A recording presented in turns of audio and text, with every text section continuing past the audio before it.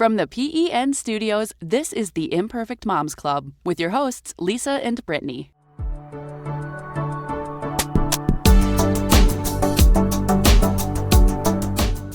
This week on Imperfect, we continue our series on helping kids succeed at school. In today's episode, Brittany shares tips on how to make homework a little easier.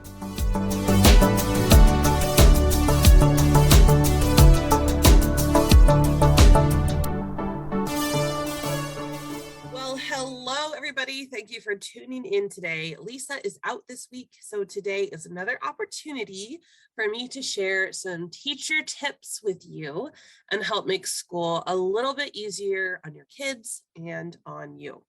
Now, I think you can hear it in my voice. I am on the tail end of a head cold today, so please forgive the sound of my voice.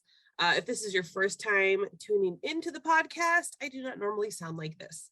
I mean, if the scratchy voice can work for Scarlett Johansson, then why not me too, right?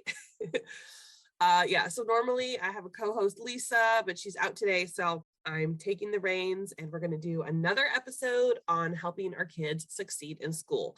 I don't remember exactly what we're calling this, the Imperfect Mom's Guide to School or something like that.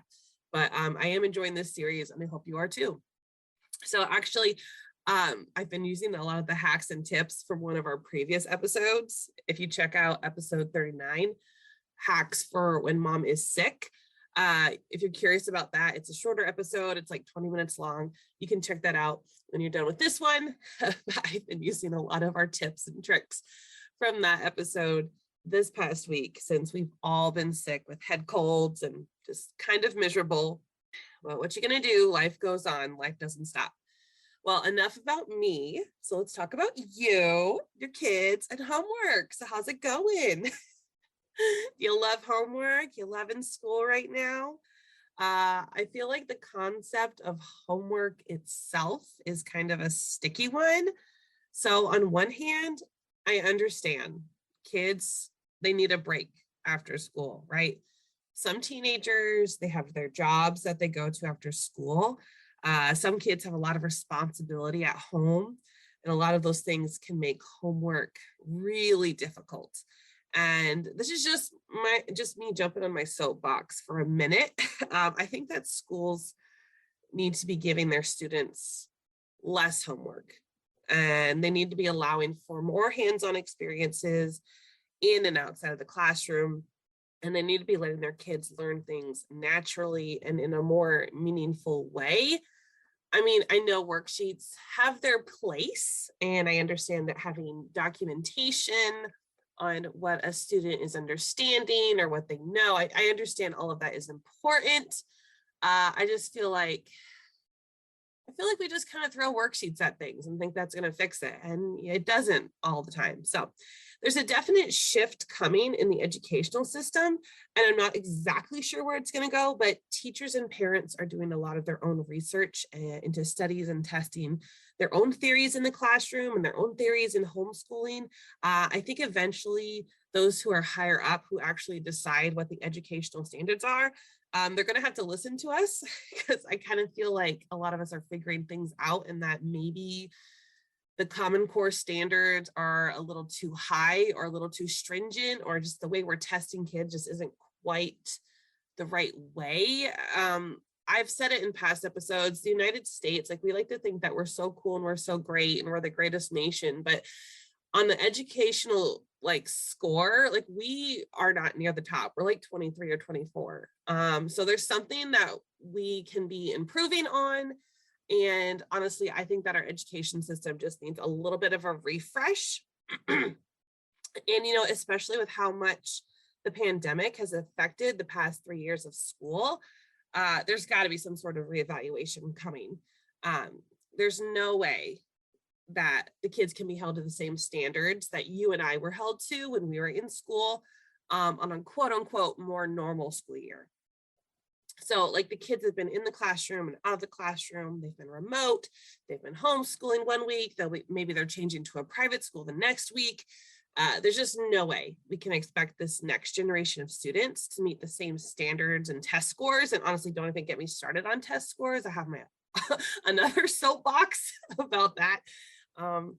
there's just no way they can be held to the same standard. Like we need a refresh. We need to go back to the drawing board and just look at the data, look at what we can learn now and just kind of make it better for our students.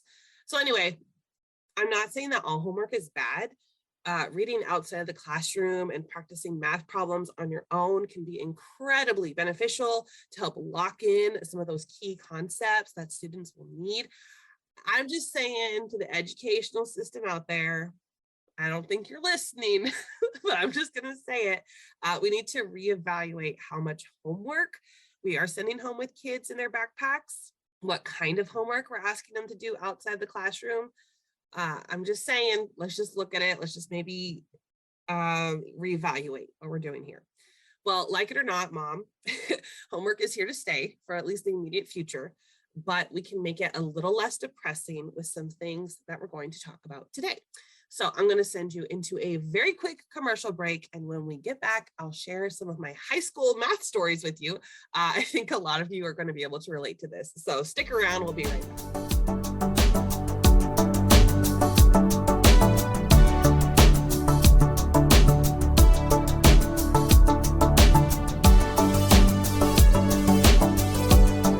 The Imperfect Moms Club is brought to you by... This episode is brought to you by Sally Hansen. Introducing new It Takes Two, your favorite Sally Hansen Miracle Gel. Now available in one convenient pack. 2 simple steps, color and top coat for an up to 8-day mani. Our newest innovation from the Sally Hansen Miracle Gel that you love. So you can create a perfect manicure anywhere. Find Sally Hansen at your local retailer. That, huh? So they just magically showed up. I mean, literally, I just opened the door and they were there. I ordered them, honey. Oh. We are very happy with our new Casper. The Comfort is like a Lucius cloud, one of the softer clouds. But it's also a firm cloud, like a Aratio cloud. Always want to be a weatherman. Guess who I am? It's the most exciting thing that's happened in our bedroom in a long time. A long time. Right? This is the Imperfect Moms Club on PEN. Get in touch with the show through the PEN listener hotline at 833-PODS-NET.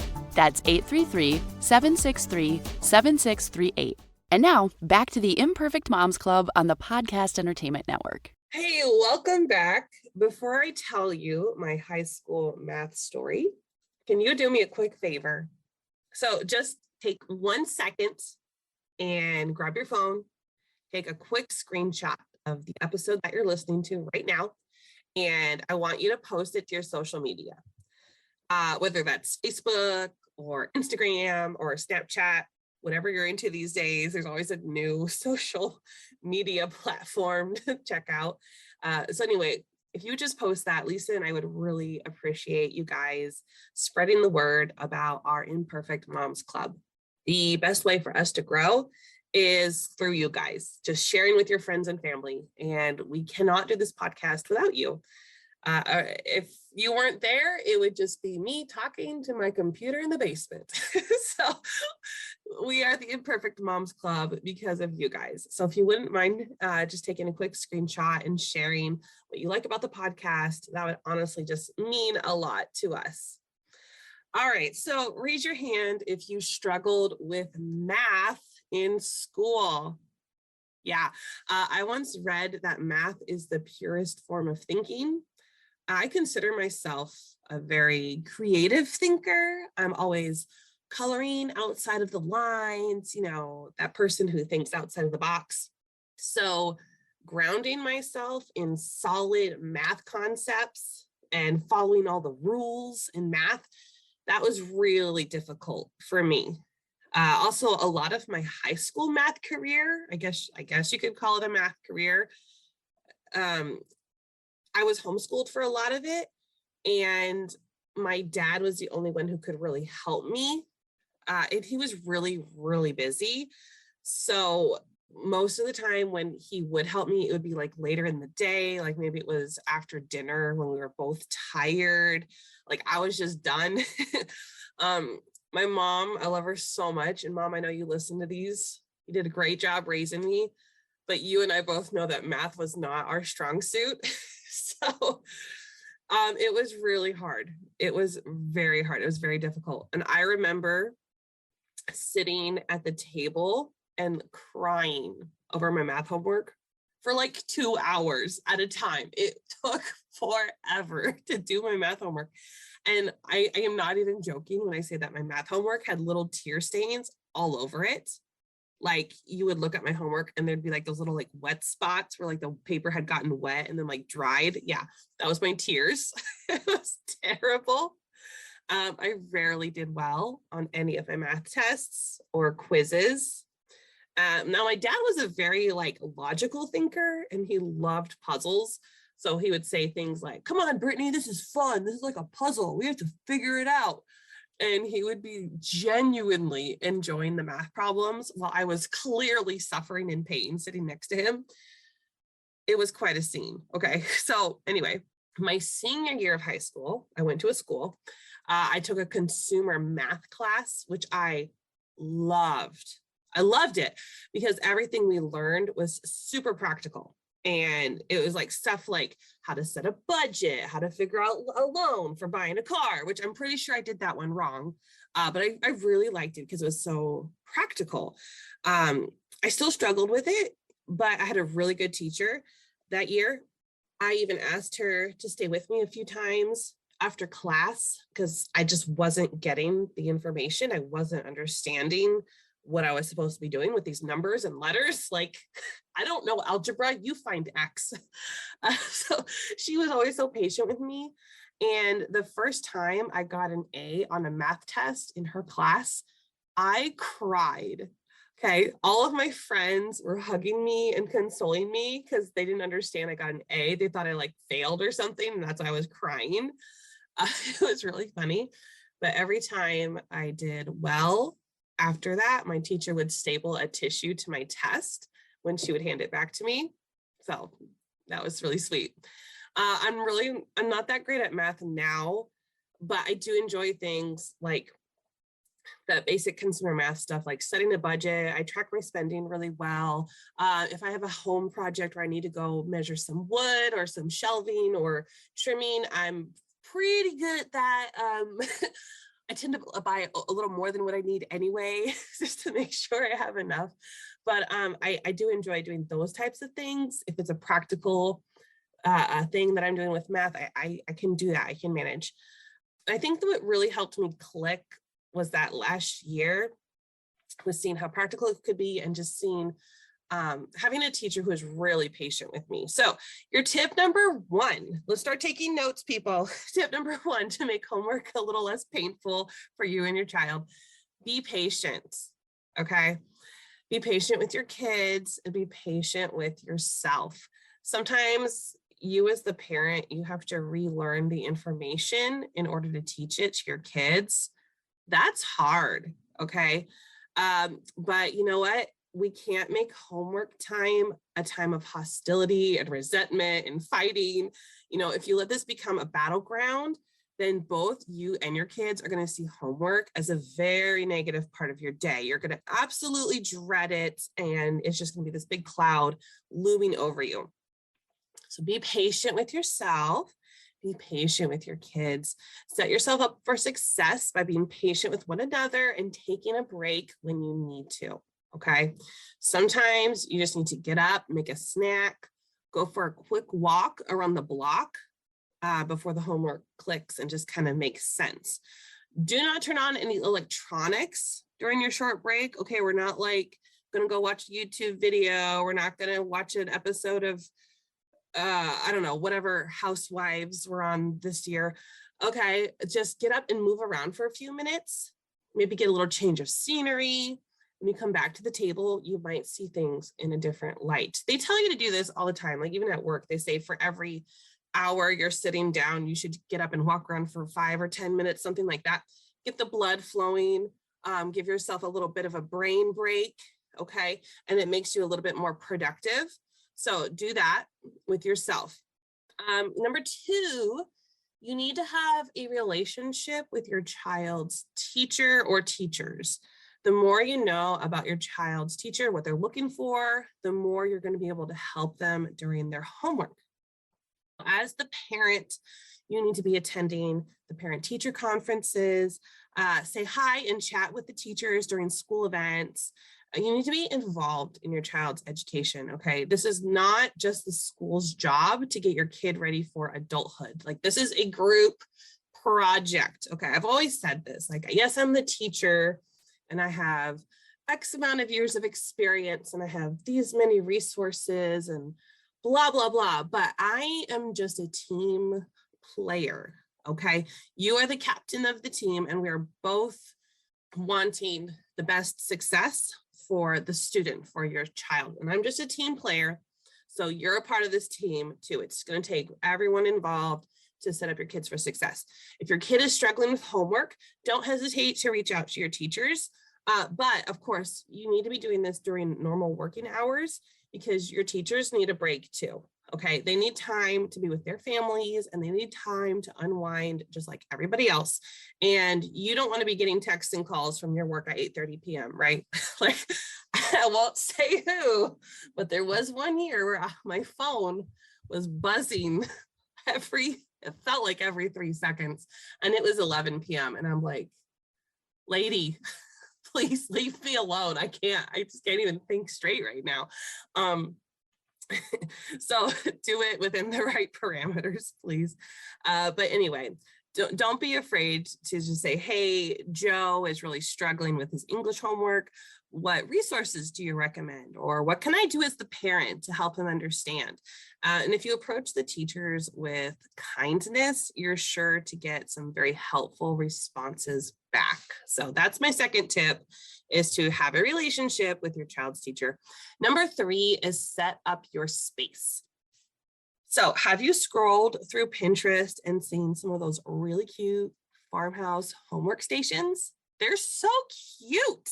So they have like a little white table and there's like crayons and glue and scissors and rulers, and they're all organized in this little rotating display thingy in the center of the table. There might be some cool maps on the wall, maybe a chalkboard wall where the kids can write out their math problems. So, and of course, there's like a vintage globe somewhere in the background. So those spaces are like super cute. They're great to have, but you don't have to have them, okay? Like, yes, I have pinned them to my Pinterest board. In like a perfect world, if I could build my own house, I would have one of those, but you don't have to have one of those spaces in order for your kid to get their homework done, okay? Your kitchen table can work as a homework station, and it's just as good as the Pinterest homework stations, all right? Clear the table so you have a nice big open space for the kids to spread out their work supplies, keep noise down to a minimum, turn off the TV. Your phones and tablets should be put away unless they're being used for homework. We all like to think that we can multitask and watch a show while working, but studies have shown time and time again that when the brain is trying to focus on more than one thing at a time, productivity goes down. So set your space up for success, put the phone away, clear off the clutter, give your brain some room to work. Tip number 4, be there. So you can be an example for your kids by doing your own work at the table with them. Sometimes it's easier for people to get work done if they're in an environment where other people are working too. Okay, it's like positive peer pressure. So sit at the table and do your grocery shopping list, or write those emails you've been putting off all day. And if you have nothing else to do, grab a book, okay, and just sit there. Sit at the table, be in the same space as them. You need to be near enough to monitor your child and make sure that they are staying on task, but you do not need to be hovering over them and giving them all of the answers. If they have a question, or you see them struggling, it's great to be nearby to offer a lending hand before letting them try it on their own, okay? So now listen, some of you parents like to give your kids all the answers. You are not there to give them all the answers. You're giving them a little push in the right direction. Your name is not the one on the homework. It's theirs, all right? You might think that you are helping them by giving them all the answers to their homework, but your teachers can tell, okay? You're not being sneaky. We can tell. If your child isn't actually doing the work, they aren't actually learning, and it's going to harm them in the long run. Okay, we can tell if your kid understands the information or not, and they might have 100 on their homework, but if they've turned that quiz back in and they only got one answer right, we know that you're just giving them the answers. Don't do that. Okay, sometimes you have to let them struggle a little bit and just give them a little bit of encouragement, give them a little push in the right direction. Okay, but this is a journey that they need to do on their own. All right, just trust me. All right, I'm going to send you into one last set of commercials, but do not go anywhere because I have some freebies for you in the next segment, some free resources I highly recommend. You don't want to miss it.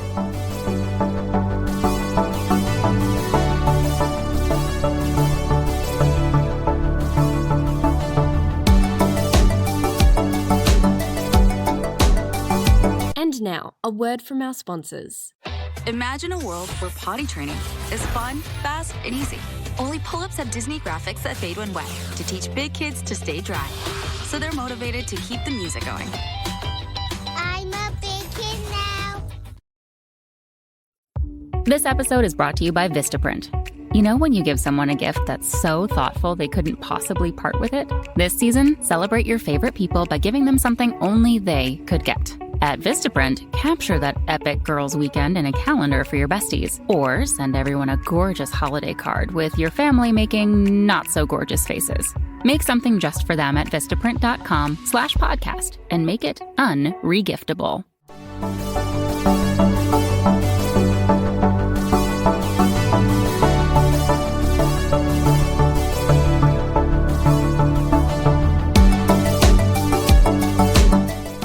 Enjoying this show? Be sure to check out all the shows across the Podcast Entertainment Network, where there's a show for every interest. Visit www.podcastentertainment.com to browse through the full collection of shows. And now, back to the Imperfect Moms Club on the Podcast Entertainment Network. All right, how's everyone doing so far? Have you had any flashbacks to your school days or you're sitting at the kitchen table trying to do your homework? Well, I certainly have. Well, I'm going to share with you some free resources that you'll wish that you had when you were the one doing the homework. Okay, my first resource I want to share with you is called teacherspayteachers.com. I'll also have them put all of these links in the show notes. You can easily just click on that. But this is teacherspayteachers.com. You do not need to be a teacher to be on this website. It's completely free to set up an account. This is a place where teachers will share things like worksheets, flashcards, lesson plans, PowerPoint presentations, games, all kinds of things like that they've created for their classroom. There are a lot of free resources on this website that you can download and print out right at home. So you just type in the search bar what you're looking for, what grade, and there's even a little box that clicks that you can click on that says free, and you click on that, it's going to bring up all kinds of stuff. So a little self promo here. I've been adding a lot of things to my account, and the majority of the things I have are for free. And I'm adding to my account just about every single week now. You can search for my name by looking at Miss Yellow Shoes in the search bar. Also a link in my bio on my Instagram. My stuff is more geared towards the pre-K and kindergarten age group. But like I said, there is content all over this website made by teachers for all different grades. And there's probably something for everybody on this website. My second free resource is one that I just discovered this past week, and I am in love. Like, I am just over the moon. I wish I had known about this resource years ago. Well, actually, this resource only just came about within the past couple of years, but I wish this had been like always a thing. So if you go to mathmites.org, it's mathmights.org. This is a program put on through the PBS Kids program, and I'm just in love with it. Okay, so this was created by a teacher and her husband. They did this during the pandemic, so it's fairly new. And if you go to mathmites.org, you can watch all of the episodes that they've done for season 1, And you can download free worksheets and resources that go along with each episode. So they're like these little monsters and little characters, and like one of them does division and one of them does adding, and they all do these different things. And you have real teachers teaching lessons to your kid about math, and it's super hands-on. And I really like it. So I got a quote from the website. It says, "Math mites are a way to tie math strategies to characters that will help students understand math processes differently than just solving problems one way. This series promotes students' communicated reasoning so they are able to confidently explain their thinking. It also provides a common language in schools so students can learn about the characters and the strategies in first grade and then apply the same strategies to higher level concepts as they grow." So this is a really great resource for your younger elementary students. You're trying to set up a really good and strong foundation for math that they can build off of later on. If you don't have a strong foundation, they're really going to struggle with math. I really like this resource, and the fact that it's free is like jaw-dropping for me. It's a really great resource. I like watching the episodes too, because me as the teacher, I'm learning different ways to explain things, not only to my students, but also to my kids at home. I do have a first grader and she has homework, and I know it's only first grade, but sometimes I'm looking at this math and I'm like, wait, what? How do I do this? So it's nice to have. I really enjoy it. I don't remember what state PBS will televise this show. Like if you just turn on PBS, like on channel 3 or whatever it is, there's like one state in all of America, it'll just pop up and you can just watch it on your TV. But if you go to the website, you can access all of the episodes. And it's great. It's a great resource. Okay, my third one is called Quizlet.com. Quizlet.com. So I haven't used this resource personally, but a lot of my husband's students, they use this. So this is geared towards your like upper elementary or your high school students. The kids use this website to study for different subjects and prep for quizzes and tests. They have a bunch of different subject areas they offer to help with, like languages such as Spanish and German and French, and there's more.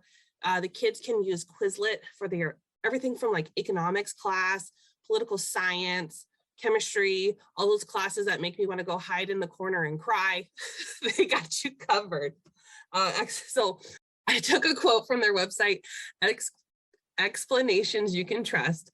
Quizlet explanations show you step-by-step approaches to solving tough problems. Find solutions in 64 subjects, all written and verified by experts." So if you're having trouble with your upper elementary or your high school student homework, I highly recommend checking out Quizlet.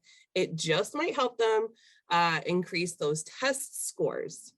All right, my fourth and last resource to share with you today is pbslearningmedia.org. pbslearningmedia.org. So again, I took a quote because I was getting really tired writing my script today. And you know what? I'll let them speak for themselves. Bring the world to your classroom. PBS has curated free standards aligned videos, interactivities, lesson plans, and more for teachers like you or for parents like you. You can search through their videos and their lessons for everything from like historical events. So they have a really cool one with like a giant gummy bear that's like the size of my head. And they're using it to compare mass. Like that looks cool. I like that. So if your kid is like incredibly visual, like I was growing up, or they're working on a school project and they just need another resource to help them move along, this is a really great resource and it's completely free, and it's really going to be a great way to kick off your homework time. All right, you guys, I don't know if you can tell, but I'm starting to lose some steam here, okay? So I'm just going to call it a day. I really hope you were able to find some sort of help in this episode. And if you were, please leave us a comment on the Facebook page or the Instagram page and let us know what stuck out with you today. Or if you have a really great resource that you would like to share with other moms, go ahead and comment and leave that on our post about this episode. We would love to share that with all of our other moms who are struggling with math homework. So I'm going to go make myself another cup of tea and take a little bit more Dayquil. I'll catch you next week. Bye. Want to get in touch with the show? Email us at imperfect@podcastentertainment.com. Thank you for listening to today's episode of the Imperfect Moms Club.